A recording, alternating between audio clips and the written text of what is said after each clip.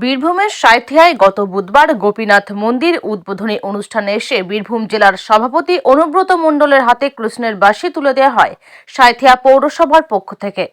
তারপরেই গতকাল শুক্রবার সন্ধ্যায় সাঁইথিয়া শহরে অনুব্রত মণ্ডল প্রতিদ্বন্দ্বী তথা বীরভূম জেলা পরিষদের সভাধিপতি কাজল শেখের হাতে কৃষ্ণের সুদর্শন চক্র তুলে দেওয়া হলো।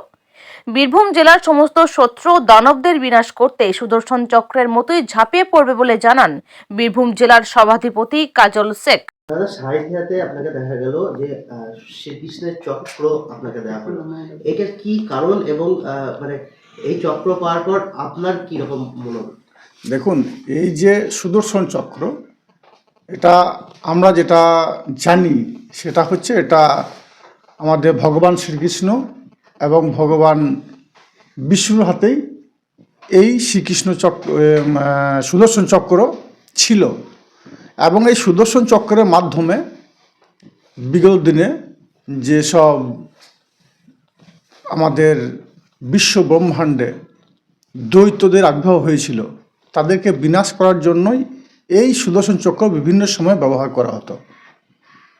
তো আমরা বঙ্গবাসী হিসাবে 2011 সালে সারা বাংলার আপামর জনসাধারণ এই সুদর্শন চক্র আমরা তুলে দিয়েছিলাম আমাদের মাননীয় মুখ্যমন্ত্রী মাননীয় মমতা বন্দ্যোপাধ্যায়ের হাতে, এবং তিনি বাংলা থেকে আমাদের যারা কাটাকাটি খুনোখুনি রাহাজানি করতো বাংলার বুকে, সেই বামফ্রন্ট হারমাদদের বাংলা থেকে উৎখাত করেছেন, বাংলা থেকে ধূলিসাৎ করেছেন এবং বাংলার বুকে শান্তির বাতাবরণ প্রতিষ্ঠা করেছেন, উন্নয়নের জোয়ার বয়ে দিয়েছেন, মানুষের মনের মণিকোটায় পৌঁছে গেছেন।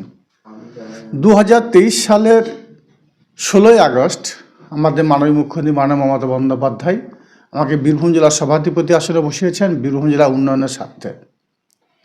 তো গতকাল আমি সাঁইথিয়া গিয়েছিলাম একটা নৃত্যানুষ্ঠান অনুষ্ঠানে।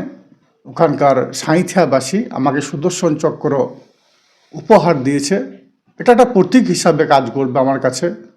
যদিও বীরভূম জেলার যে আসনে আমাকে মাননীয় মুখ্যমন্ত্রী মাননীয় মমতা বন্দ্যোপাধ্যায় বসিয়েছেন, আমি সততা এবং নিষ্ঠার সঙ্গে সে দায়িত্ব পালন করছি। এই সততা এবং নিষ্ঠার সঙ্গে দায়িত্ব পালন করতে গিয়ে কোনো ক্ষেত্রে কোনো বাধাবিঘ্ন যদি আসে, সাঁইথিয়াবাসীর ঐকান্তিক ইচ্ছা এই সুদর্শন চক্র ব্যবহার করে তাদেরকে প্রতিহত করা, এই উদ্দেশ্যেই তারা আমাকে দিয়েছে। অবশ্যই এটা একটা প্রতীক হিসাবে কাজ করবে এবং আমার যে কাজ করার প্রেরণা সেটা আরও উৎসাহ যোগাবে এবং আগামী দিনে এই চক্র ধারণ না করেও বীরভূম জেলার বুকে যে শান্তির বাতাবরণ প্রতিষ্ঠা করেছে আমাদের মাননীয় মুখ্যমন্ত্রী মাননীয় মমতা বন্দ্যোপাধ্যায়, সেই শান্তি বীরভূম জেলার বুকে প্রতিষ্ঠিত থাকবে। দাদা, একদিকে দেখা যাচ্ছে অনুব্রত মণ্ডলকে শ্রীকৃষ্ণের বাঁশি দেওয়া হচ্ছে এবং তারপরেই দেখা গেল কাজল শেখ মানে অর্থাৎ আপনাকে সুদর্শন তুলে দেওয়া হলো।